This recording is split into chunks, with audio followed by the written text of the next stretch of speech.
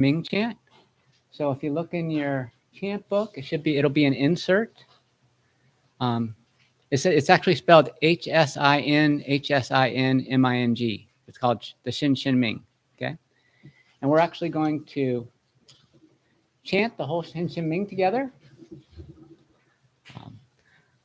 And I will be sounding the bell at the beginning 3 times, and then at the end of each stanza, I'll sound the bell. So I'll give you a chance to pause, and then we'll start the next one.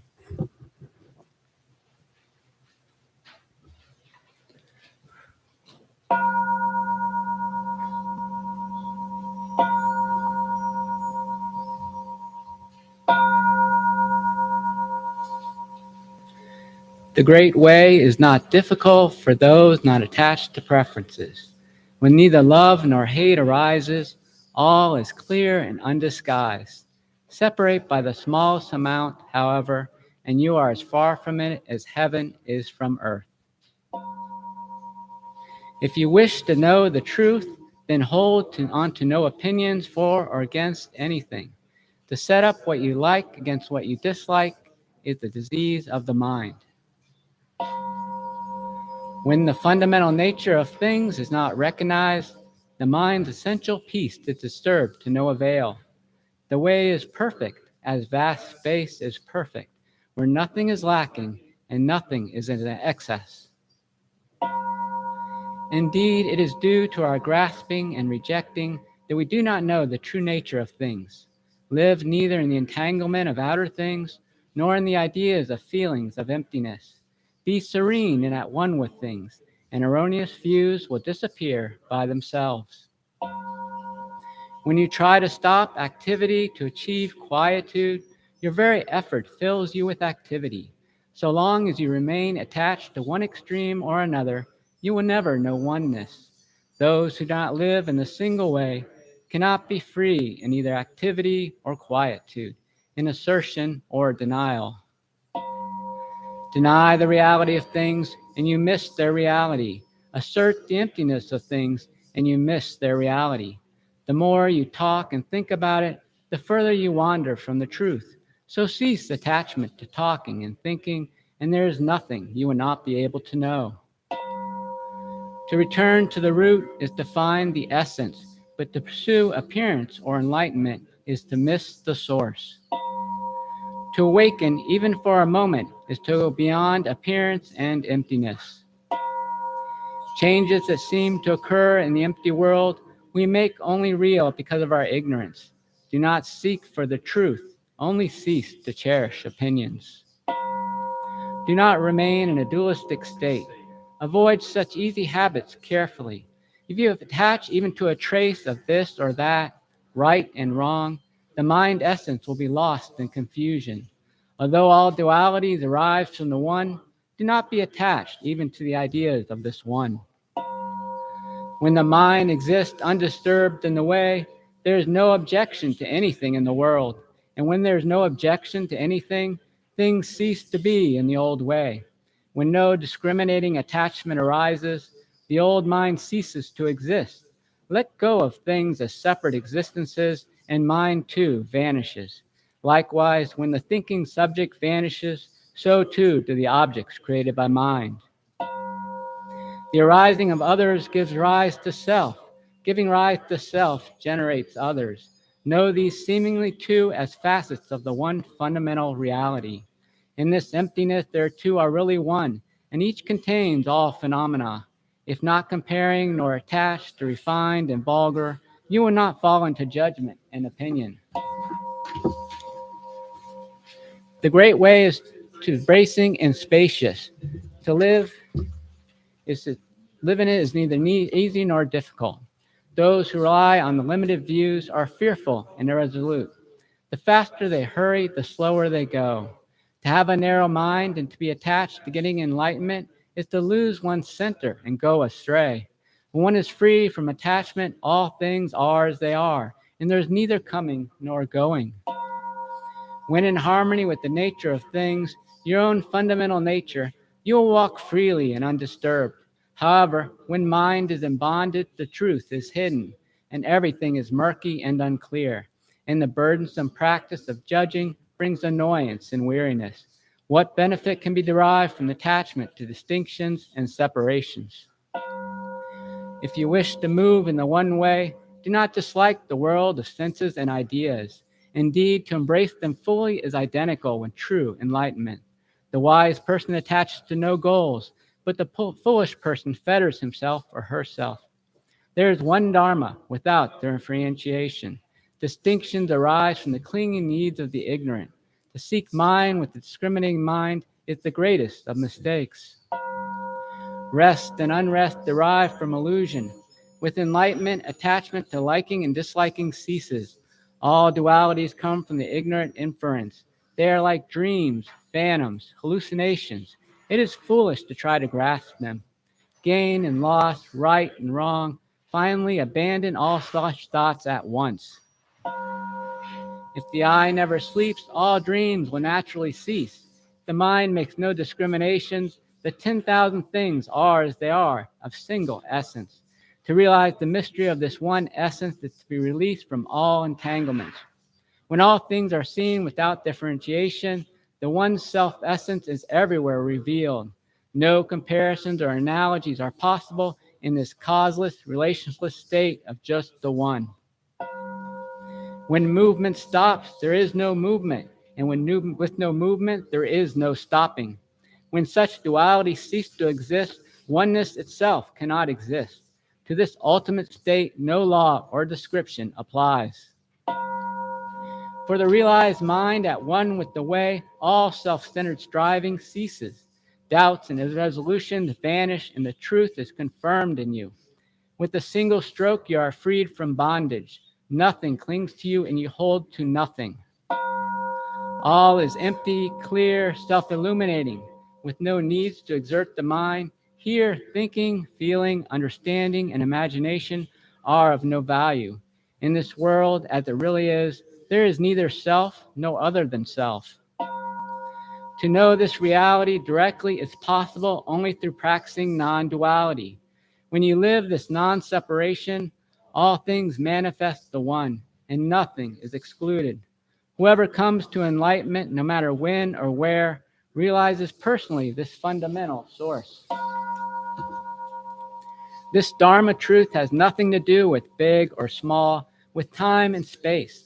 Here, a single thought is at 10,000 years. Not here, not there, but everywhere, always, right before your eyes. Infinitely large, infinitely small. No difference, for definitions are relevant and no boundaries can be discerned. So likewise with existence and non-existence. Don't waste your time in argument and discussion, attempting to grasp the ungraspable.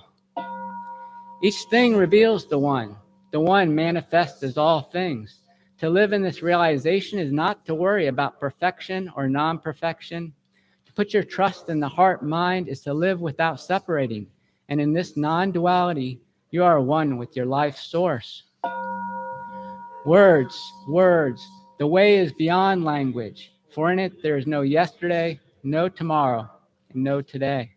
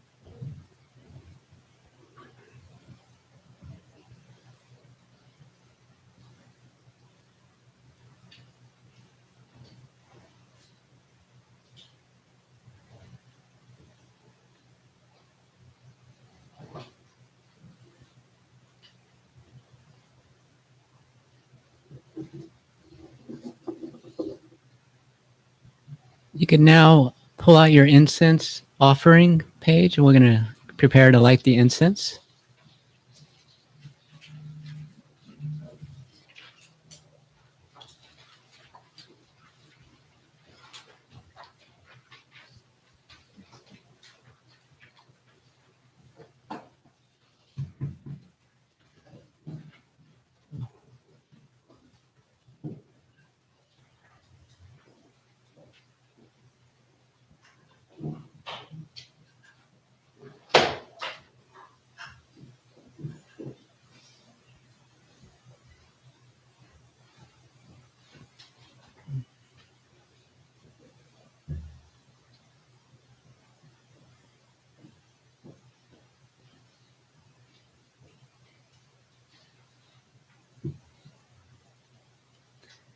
In gratitude, we offer this incense throughout space and time to all Buddhas and Bodhisattvas.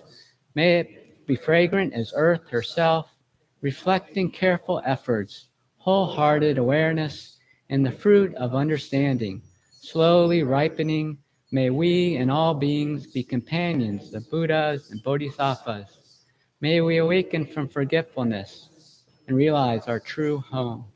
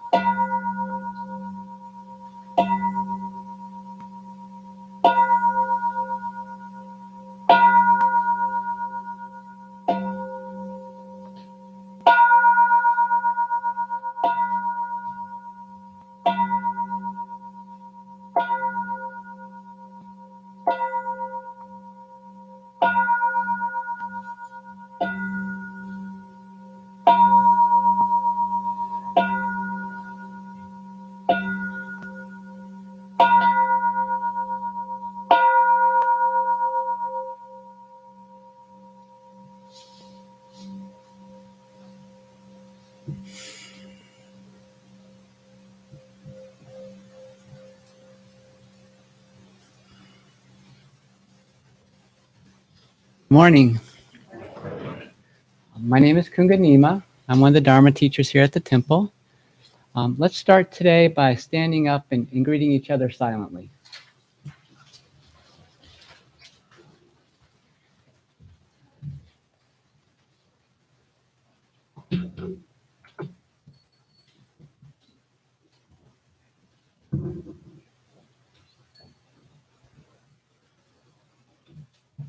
And remain standing, and we will be chanting page 7, the 3 refuges together.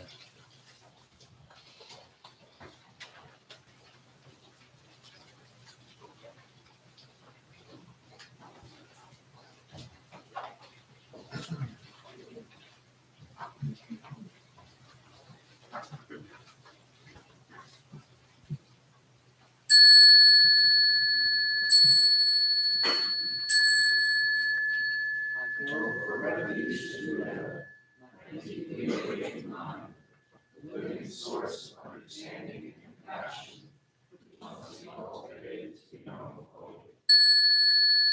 I go for refuge to Dharma, the path of mindful living, leading to healing, joy, and enlightenment, the way of peace, which must be cultivated to be known fully. I go for refuge to Sangha, the loving and supportive community of practice, realizing harmony, awareness, and liberation, which must be cultivated to be known fully. I am aware that the three jewels are within my heart. I vow to realize them. I vow to understand the beginnings and their suffering. I vow to cultivate loving kindness and compassion, and to practice joy and equanimity. I vow to live simply and sanely, content with few possessions, to keep my body healthy. I vow to let go of all worry and anxiety in order to be light and free. I am aware that I owe so much to my parents, teachers, friends, and all beings. I vow to be worthy of their trust, to practice wholeheartedly, so that understanding and compassion will flower, and I can help living beings to be free from their suffering. May the Buddha, the Dharma, and the Sangha support my efforts. May the Buddha, the Dharma, and the Sangha support my efforts. May the Buddha, the Dharma, and the Sangha support my efforts. Then turn the page to, bow. Next, we'll be chanting the Heart Sutra, starting with the title on page 8.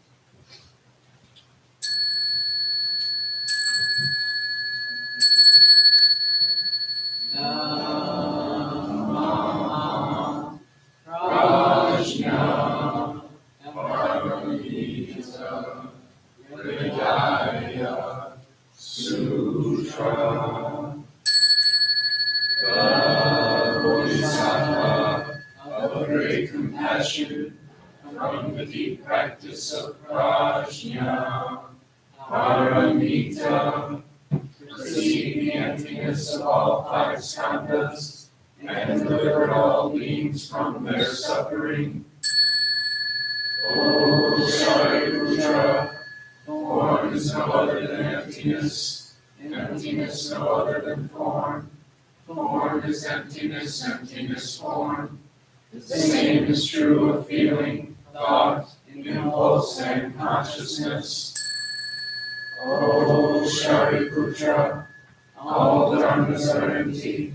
They are not born nor annihilated. They are not defiled nor immaculate. They cannot increase nor decrease. So in emptiness, no form, no feeling, no thought, no impulse, no consciousness, no eye, ear, nose, tongue, body, mind, no form, sound, smell, taste, touch, or objects of mind, no realm of sight, no realm of consciousness, no ignorance, no extinction of ignorance, no old age and death, no extinction of them, no suffering, no cause of suffering, no cease from suffering, no path to the out of suffering, no knowledge, no attainment, no realization, for there is nothing to attain. The Bodhisattva holds on to nothing but prajna, paramita. Therefore the mind is clear of any delusive hindrance. Without hindrance there is no fear. Away from all perverted views, one reaches final nirvana. All Buddhas of past, present, and future, through faith in prajna, paramita, attain to the highest perfect enlightenment. Know then the prajna, paramita, is the great Dharma, the radiant, fearless mantra, the utmost supreme mantra, which is capable of allaying all pain. This is true beyond all doubt. Proclaim now the highest wisdom, the prajna, paramita. Gate, gate, paragate, parasamgate, bodhisvaha. Gate, gate, paragate, parasamgate, bodhisvaha. Gate, gate, paragate, parasamgate, bodhisvaha. Dhamma, prajna, paramita, Vedaya Sutra.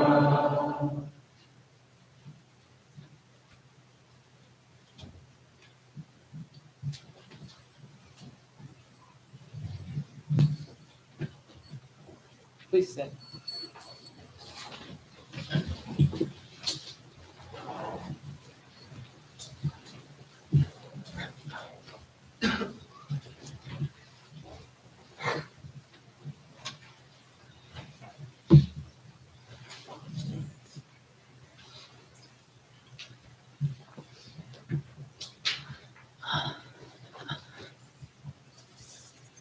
Wow, it's a full house today.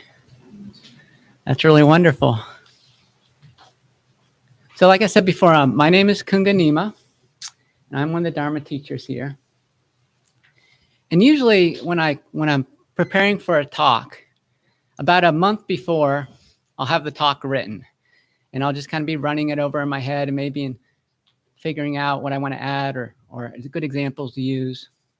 And then like the week before, all of a sudden realize this talk is like way too long. And like I have to cut it down to like a third. And it becomes like a completely different talk. So my last Dharma talk was only 3 weeks ago. So what happened was last night was like the cut. Like when I was sleeping, all of a sudden I was like, well, you're not going to talk about all that. You don't have time to talk about all that. You got to talk about this first. So you do have a handout today, and we will be covering part of that handout, but we won't be covering the full thing. But we will be talking a little bit about the Shin Shin Ming, so that's like a follow-up of last week. And we'll talk a little bit about the Heart Sutra too. So what I talked about last month was the Four Noble Truths, okay, and the Eightfold Path. And I used the example of how the Eightfold Path could be evident in our everyday working life. And I also talked about how the Eightfold Path is interdependent with each part of the path. So actually there's 64 parts of the Eightfold Path. So my example was right work, and the Eightfold Path is right view, right intent, right speech, right action, right livelihood, right mindfulness, right effort, and right concentration. So each one of those things you can have at work. So you can have right view at work. You can have right intent at work. You can have right speech at work. That's obvious, right? You can also have right action at work, You can have right work at work, right? Kind of applying to like, what kind of work do you do and why do you do it? You can have right mindfulness at work, right effort at work, and right concentration all at work. So there's like 64 ways that you can utilize the Eightfold Path in your daily life. So today I want to expand on that. And I want to say that there's actually 128 ways you can use the Eightfold Path in your day-to-day life. Because what I want to talk about is looking at the Eightfold Path in the four grounds of mind, in the Four Noble Truths, as they relate to our mundane or ego-centered perspective on reality. Sometimes they say it's like our self-affirming or selfish look on reality. That's one way to look at it. Sort of a dualistic way of looking at it. And then the second way of looking at reality is called the transcendental. It's a non-dualistic way of looking at reality. Okay? Sometimes we just call that the spiritual way of looking at reality. So we can look at the Four Noble Truths and the Eightfold Path from either one of these perspectives. Okay? And usually we're probably used to looking at it just from like the mundane, like self-centered, ego-centered perspective. So the Four Noble Truths, from the regular perspective we're used to, is the first truth is that life is characterized by suffering or dissatisfaction. Okay. The second noble truth is that this satisfaction or this suffering of life is caused when we crave for things out there that we think will make us happy. Like we're not happy now, so we need something from outside, and we crave that, and that attachment to that craving makes us unhappy. Or to clinging, like we have something that we depend on to be happy, and if we really have to hold on tight to it, because if we lose that thing, we just know we're going to be miserable. Okay? So both these things cause suffering, because there's always things out there that we feel like can make us happy, and we're always losing things because that's impermanence is the nature of life. The third noble truth is that there is a cessation to the suffering. It doesn't have to be that way. Okay? And in order to reach that, you follow the Eightfold Path, which is the fourth noble truth. Okay, so that's why I kind of talked about last month, that Eightfold Path a little bit.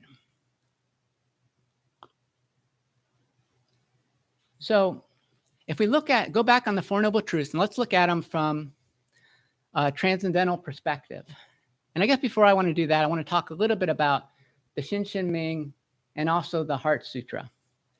We can think of the Heart Sutra, which we just chanted, is really the transcendental view on reality. That is the non-dualistic view on reality. Everything is interpenetrating everything else. There's really just one reality. And we are part of that one reality. It's not like we're here and reality's here and we're engaging. It's all just one thing. Okay?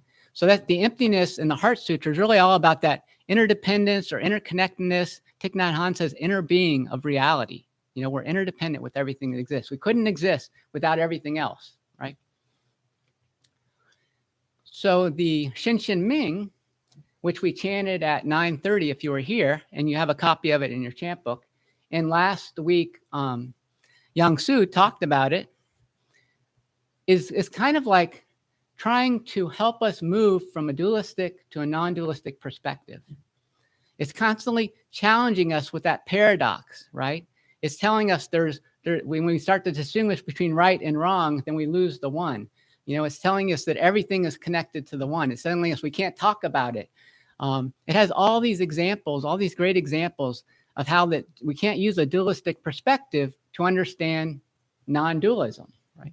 So through poetry, it's really trying to help us move from our regular everyday perspective to that perspective of the Heart Sutra, kind of giving us a pathway to get to it, right? And it's so challenging when we chant it, and it was, people I think realized that when we discussed it with Yang Su last week, because it's so quick, right? It's like 1 second it's talking to you from a dualistic point of view, then all of a sudden it flips over, maybe even in the same verse, to talk about a non-dualistic view. Like of course we know there's right and wrong, but then it says no, there's not. And of course we make opinions and judgments all the time, but no, we're not supposed to. So kind of, that's a paradox, and that can be really a struggle for us. And so the Eightfold Path, in a way, can be thought of as a way to help us to kind of work through this movement from mundane to transcendental. So getting back to the Four Noble Truths. So the first noble truth, the truth of suffering. If we look at that from a transcendental point of view, Thich Nhat Hanh says that even when blooming, the flower is already in the compost and the compost is already in the flower. Delusion, or flower and compost, are not two. Delusion and enlightenment are within the inner being, interpenetrating each other. So this suffering of the first noble truth is necessary for us to achieve enlightenment.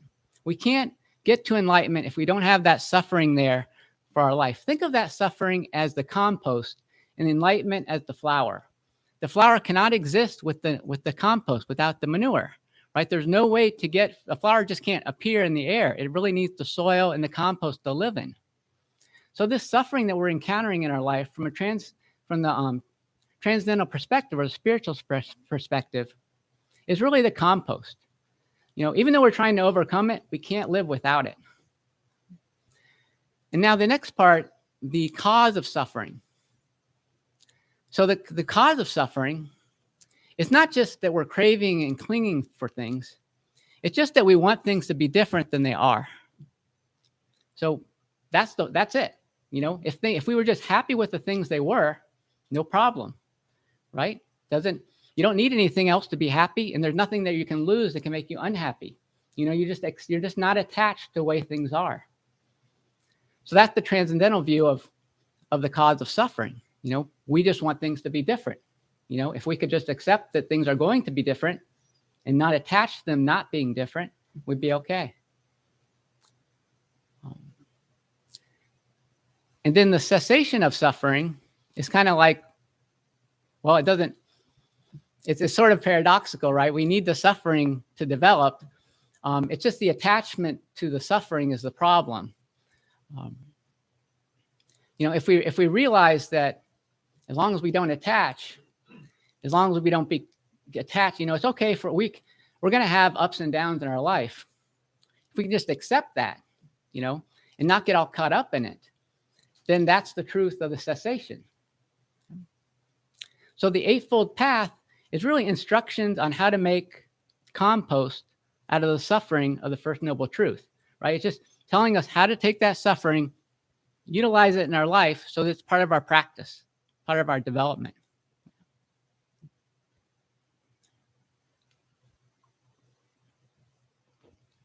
So what I want to do now is I just want to start talking about the Eightfold Path, which is the Fourth Noble Truth, and talking about it with giving you some examples about what the Buddha taught as far as each part of the path, which are can be understood in a really mundane way, like an ego-centered way, like I do this, and I don't have suffering. I don't do this, if I don't do this, then I might have more suffering.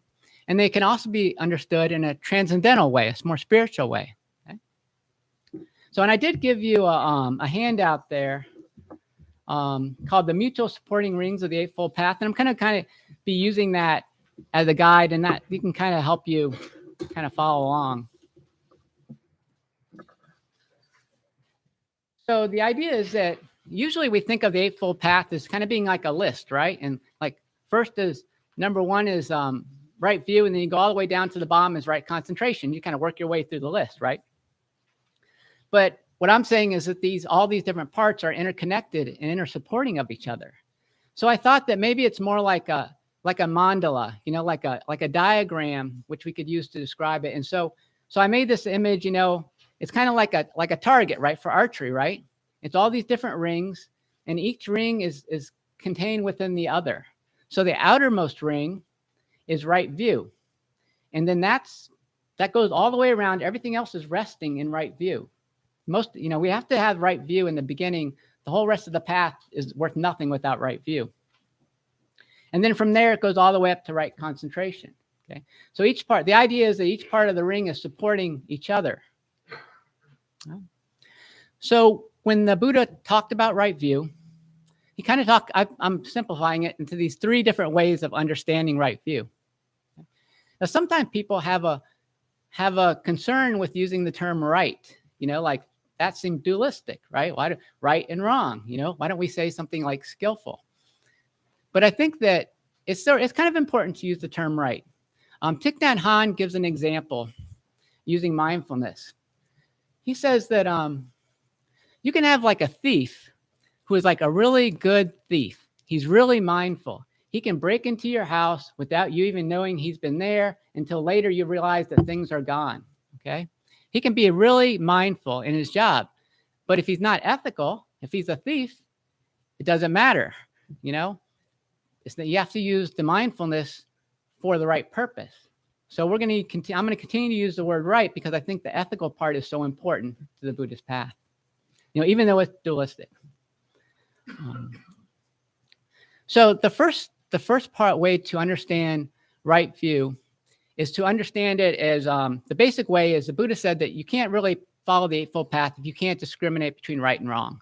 Okay, if you think it's okay, if that no matter what you do, it doesn't matter. If you hurt people or you hurt yourself, and it's just the way life is. You just do whatever you do to make you feel good. It doesn't matter the consequences. That's not the right view you should have. I mean, you should understand that if you do things in life to yourself or others that cause suffering, that is wrong. You should be promoting non-suffering. You should be promoting happiness for yourself and others. I mean, on the basic level, that's right view.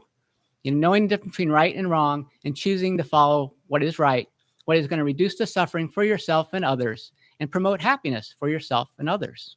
Okay? So I know that's dualistic, but that's the way it is. So the next level of understanding the right view is to know the Four Noble Truths. One of the things that I read said that the Buddha really didn't even teach the Four Noble Truths to lay people in general. That was for the monks. And even the Dharmapada, is mostly just like what you should do that's right and what's evil and good. It like breaks things up and it's very dualistic, the Dharmapada. And it's always talking about what you should do is right and what you shouldn't do that's wrong, So in that idea is that lay people, that was the teaching they got. And then the monks were getting more of the Four Noble Truths. What's the cause of suffering? That more sophisticated teaching. So it's really great, that we live in this time period where we can get the full teachings. So just understanding that, just knowing the Four Noble Truths, that's the next level, the way to understand right view. The third way to understand right view is to understand it in a way that you're actually trying to actualize it in your life. So one person I was listening to talk about this used the example of a baseball player. Okay. So you can know all the rules of baseball. You can be a big fan, watching on TV, know all the stats and everything. But if you don't actually play baseball, you're not a baseball player. Okay. So the third way, maybe the most important way to understand the Four Noble Path is to think of yourself as a baseball player and taking the Eightfold Path and utilizing it in your life. Okay, so knowing the Four Noble Truths, taking that and trying to actually do that every day in your activities. So you're trying to be like a baseball player for the Buddha. Okay.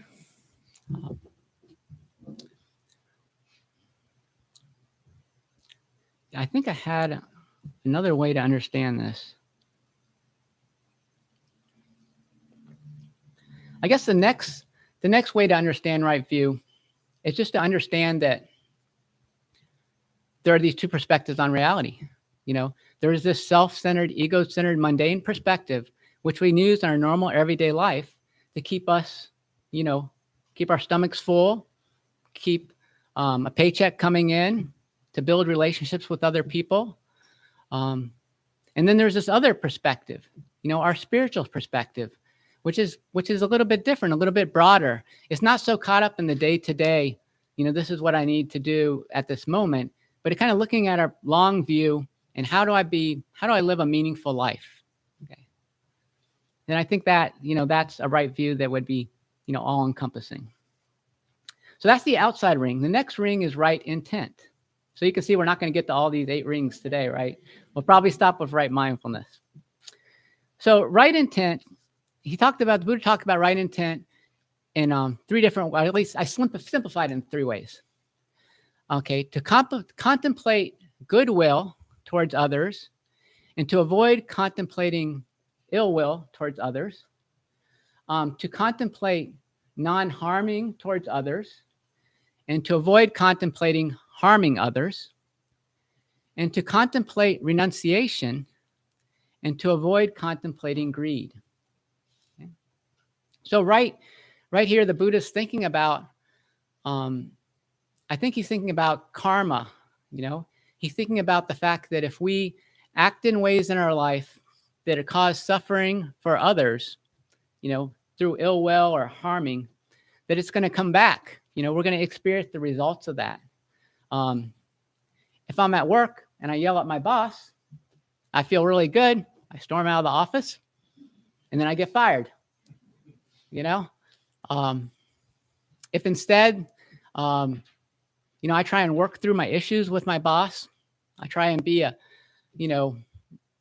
good employee at work. I try and work well with my fellow staff members.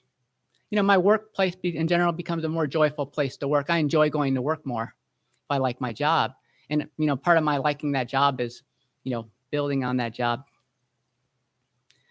So those two, right, ill will, not contemplating or thinking about ill will, and not contemplating harming are really important. And the idea is it has to do with just thinking about things, not even acting on them. So in the Dharmapada, it says our life is shaped by our mind. It doesn't say we are what we think, but it's something similar to that. We are what we think. Sorrow follows an unwholesome thought, like the wheels of a cart follow the oxen that drive it. Our life is shaped by our mind. We are what we think. Joy follows a wholesome thought, like a shadow that never leaves. So just this idea that, and the idea is because all of our actions are followed, our thoughts, we think first normally, and then we have an action on them, though sometimes maybe we just feel the thought and we just act on it without thinking too much of it. So that's the right intent. The third part of right intent has to do with just basically number two, the Four Noble Truths, the truth of suffering, craving and clinging. And the idea was that if you renounce things, if you can live with less, then you'll desire less and you'll have less suffering. Versus if you're greedy and you want a lot, well, you're going to have a lot more opportunities for suffering because you can't get everything, right? You're never going to be satisfied with what you want. You're always going to want more of it. Okay? So renunciation, and the reason that's part of right intent is because if we can just make the mental change to realize that, we can be happy with less, then we'll naturally have less suffering because there'll be less we need or want in life. So let me finish today's talk talking a little bit about right mindfulness. So this is good. We're talking about right mindfulness because we just started the Bodhisattva class yesterday. And we're doing a lot of contemplations based off the Satipatthana Sutra, which is called the Four Grounds of Mindfulness, which is all about right mindfulness. Okay? And this sutra has 4 types of mindfulness. Mindfulness of our body, mindfulness of our feelings, mindfulness of our thoughts, and then mindfulness of our thoughts that deal with the spiritual path. So the Buddha talked about being aware of your body in every position, standing up or sitting down, laying down, going to sleep, getting up, stretching out, pulling back, just this constant, this relative awareness, right? And it's not a neutral awareness. Along with this awareness of the body is awareness is what is good for my body, right? Going back to right view, how is what I'm doing, not causing suffering for my body. Okay. So if we take right mindfulness of our body to eating, is what I'm eating healthy for my body, or is this going to make me feel sick later? Am I working too hard? Am I working myself to exhaustion? That being aware of our body helps us to monitor that. Okay? When he talks about feeling, the Buddha is just really talking about 3 things. pleasurable, non-pleasurable, and neutral. Okay, so it's really a simple, really simple. And then we talk about mind, the third one, mind. We're talking about mind states, like emotional states, like angry, sad, upset, greedy, tired, sleepy, all the seven dwarfs, right? Those are all the moods. Even Doc is like analytical and bashful. All those guys. Yeah, they really, I think they knew some Buddhism maybe. So the seven dwarfs, those are like the mood states. And then the next one after that is mood states that have to deal with enlightenment. But first I want to give an example before I go there. So imagine you wake up in the morning and you get out of bed, you throw your feet on the floor, throw the sheet off. You're just kind of out of sorts, You stomp around the house and maybe your roommate or your spouse says, "Hey, what's wrong with you? Did you get up on the wrong side of the bed?" And maybe you didn't realize it till they talked to you and you're like, "Oh yeah, I feel grumpy." So that's your mood. You're grumpy. You think about it a little bit harder and you think, or maybe not that hard, and you're like, "This is unpleasant." Okay, this is an unpleasant feeling grumpy. And you might think about, why do I feel that way? And you might feel it in your body, like, I feel tired. I'm achy. I slept in a bad position. I couldn't sleep at all. I was stressed out last night about my job. But something there kept you from sleeping well. You feel it in your body. You feel it as unpleasantness, and it makes you grumpy. Yeah. So what do you do with that? It's okay to feel grumpy. You don't have to not feel grumpy. There's just things that happen in life. I mean, you can't control how you sleep in bed. Some days you're going to wake up grumpy. But realizing it, bringing your mindfulness to that grumpiness, even if it takes someone else to do it, that's still good. At least it happened. Now you're going to think about how to deal with it. Okay. So the best thing would be to maybe be able to avoid anything that's going to make you grumpier, right? Like, that a certain person at work, you really have to deal a lot of patience with them, and you have a meeting with them. Maybe you could just cancel that meeting and meet them another day when you're not grumpy. Or maybe there's something in your life that you enjoy to do that, usually when you're grumpy, you do this and it makes you feel better. You could go do that. You're not really trying to get rid of grumpiness. You're just trying to understand it and transform it into something that's more helpful. And the reason you're doing that is because grumpiness, so they don't really call it grumpiness when they call it in the 5 hindrances. Grumpiness is one of the 5 hindrances. The hindrances are aversion, like things you don't like, desire, things you like too much, boredom, things you're bored with, being tired, and being restless. Those are the 5 main hindrances. So, we could think about being grumpy. That might be that's like aversion, like you're less tolerant of change. You're kind of not liking things. And it also might be part of, being tired, as well. So those hindrances, if you recognize those things are a barrier to your spiritual practice. And the idea is to recognize them as soon as you can, and then think about how you might transform them, and transforming them might just be sitting with them. It's not like, maybe just understanding where they're coming from. And the 7 factors of awakening are the other part of the objects of mind that help us deal with that. So the 7 factors of awakening, I talked about these a while ago. Investigating Dharma, energy, joy, ease, concentration, and letting go. And so these are just mind states that you can use. You can actually use them to transform grumpiness. So if I take grumpiness, investigation of Dharma means investigating my grumpiness. Why am I grumpy?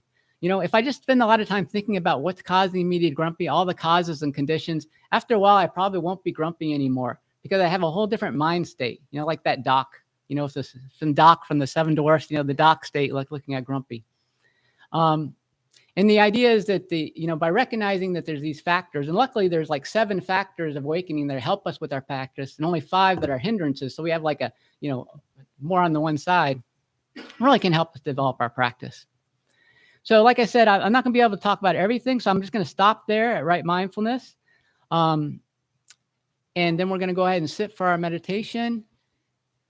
and then we'll do joys and concerns after that. So, thank you.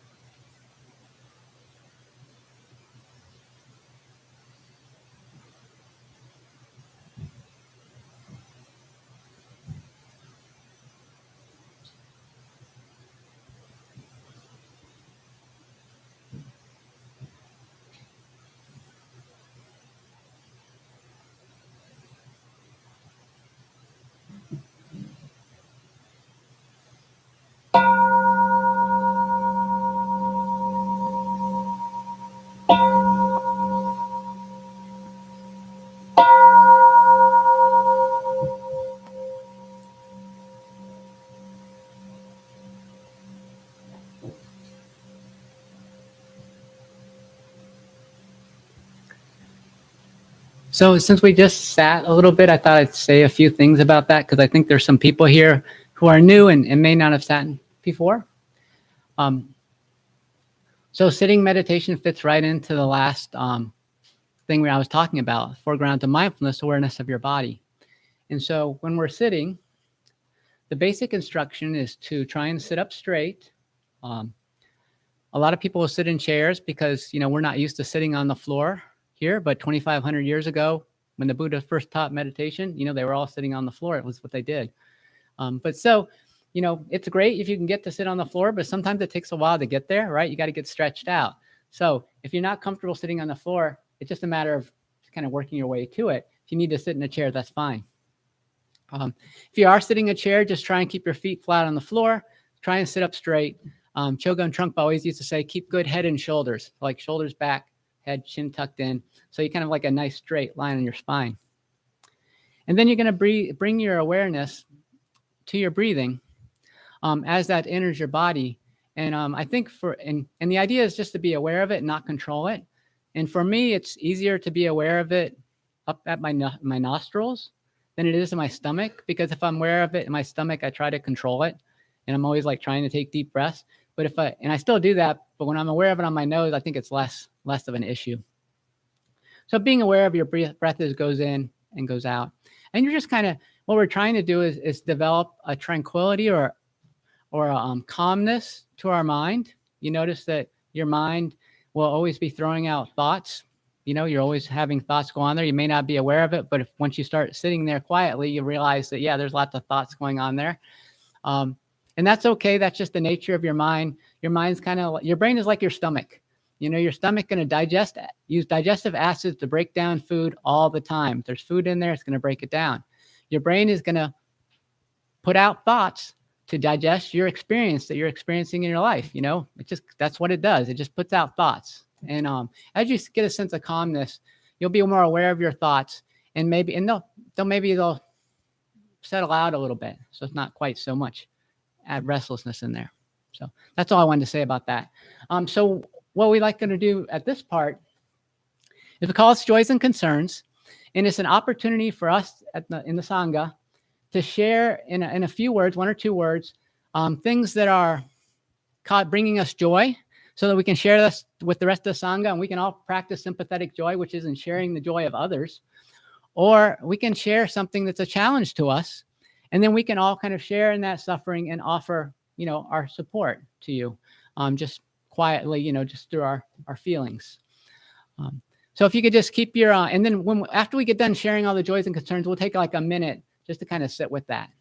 Okay. So just raise your hand, and Jeff will bring a mic to you. The mic is for people online. So, speak loud here because we can't hear you with that mic. It only works online. Okay. Thank you.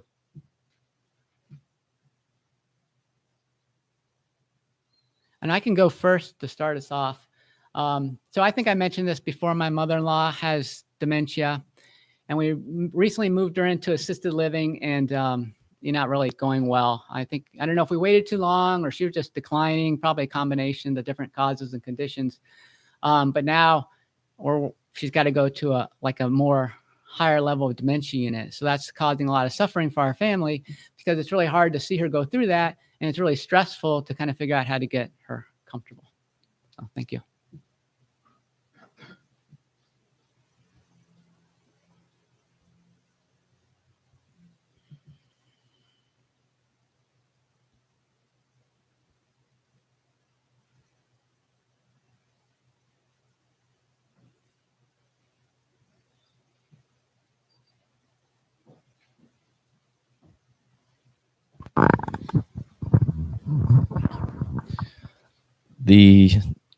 The joy of connection and friendship and relationship, and the impermanence of that, and the inevitable loss.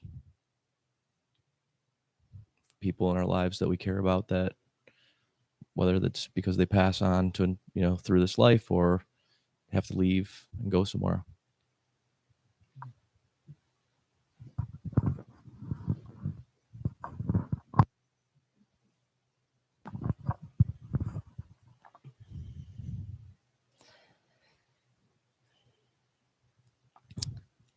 I just found out yesterday that one of my students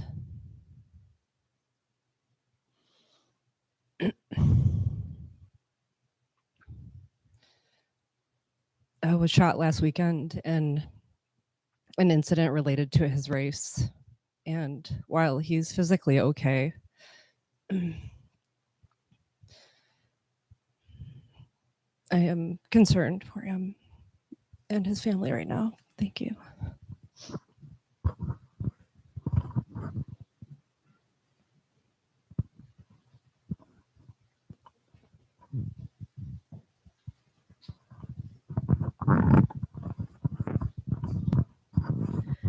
I'd like to share we started the Bodhisattva class yesterday, and it was a real joy to be able to be in a room together with all of our other practitioners practicing together. It's been, as much as we do this every year or every day, every week on Sunday, it was a real joy to be able to discuss the Dharma openly with other people.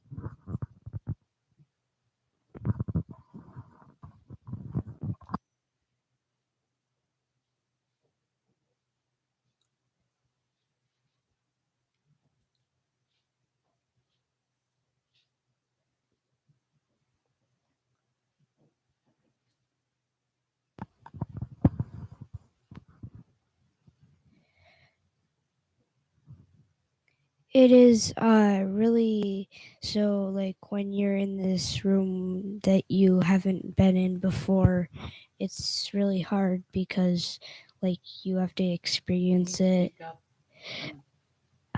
Yeah.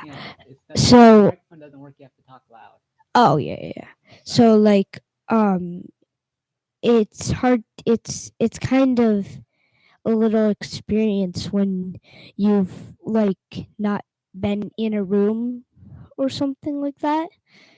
And it's just really hard when someone's new or something, yeah, like you've never done before, basically.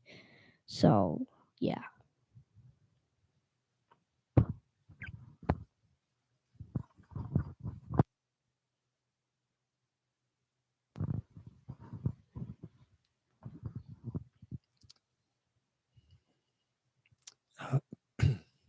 The joy of a positive cancer treatment for my uncle. The pain of a sister's addiction, and also the pain of the loss of a pet chicken. Thank you.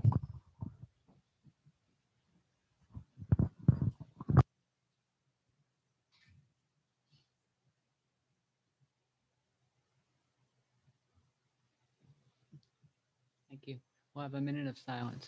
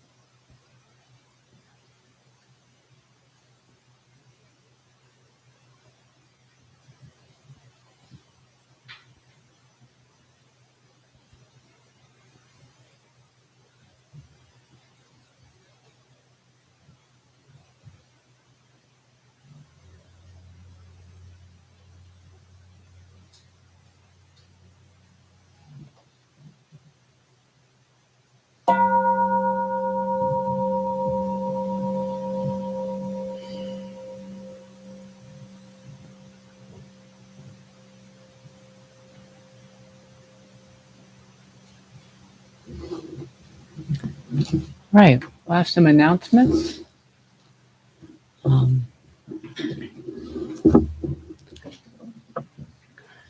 For January events, we have the Grand Rapids Buddhist Temple board meeting today. That's from 11:30 to 1.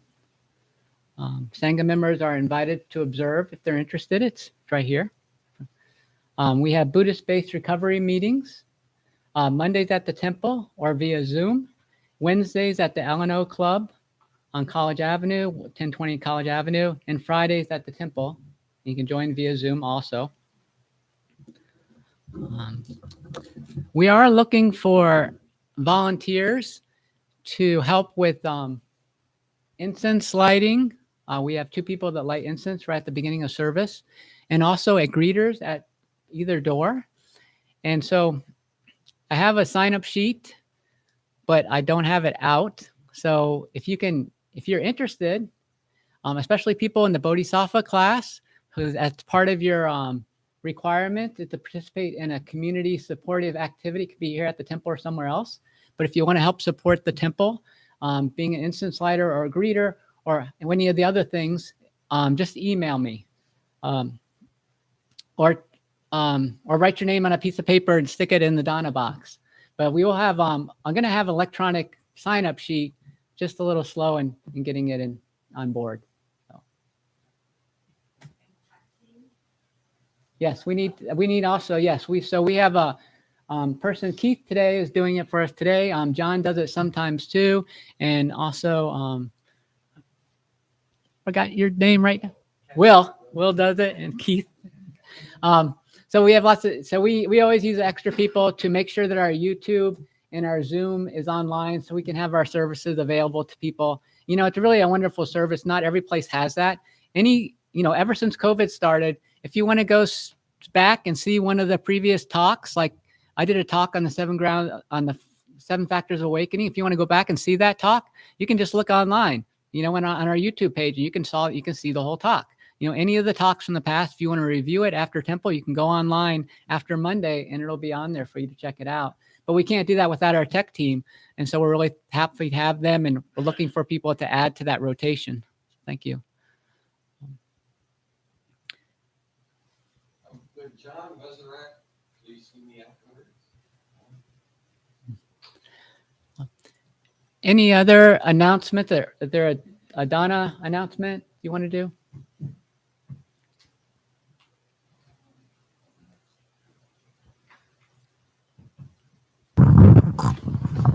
Thank you.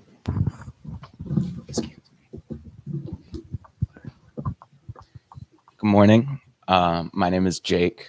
It's my turn to do the Dana announcement. This temple is supported entirely by the generosity or Dana of the community. Nobody here receives any compensation of any kind, and everything from the incense to the lights to the heat to everything that gets done here is all volunteered effort and resources. If you would like to contribute to that, there are Dana boxes at either end of the Dharma hall. The black box, you can leave check or cash. If you're watching on YouTube, there's a drop-down arrow with a link to donate. There's also a link on the website for PayPal. And if you shop on Amazon, there is a program called Amazon Smile. You can sign up for that, and at no cost to you, a small percentage of your purchases will be donated to the temple if you designate the temple. Also, as you already mentioned, we are always looking for volunteers of time and effort to keep everything running. So if you're interested in that, Jan is someone you can talk to right there, as am I and Kunga. And I think that covers it all. Thank you.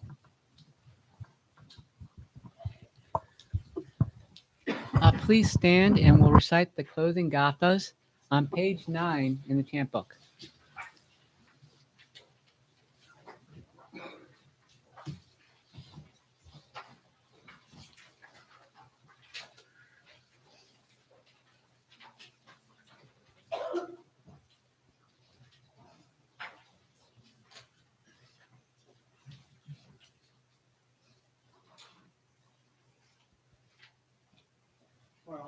skillful actions, ever committed on me since of old, on account of my beginningless greed, anger, and ignorance, or my body, mouth, and thoughts. Now I atone for them all. Vast is the robe of compassion, a formless field of benefaction. I wear the Buddhist teachings for the benefit of all sentient beings. All beings, one body, I vow to liberate. Endless blind passions, I vow to uproot. Dharma gates without number, I vow to penetrate. The great way of the Buddha, I vow to attain.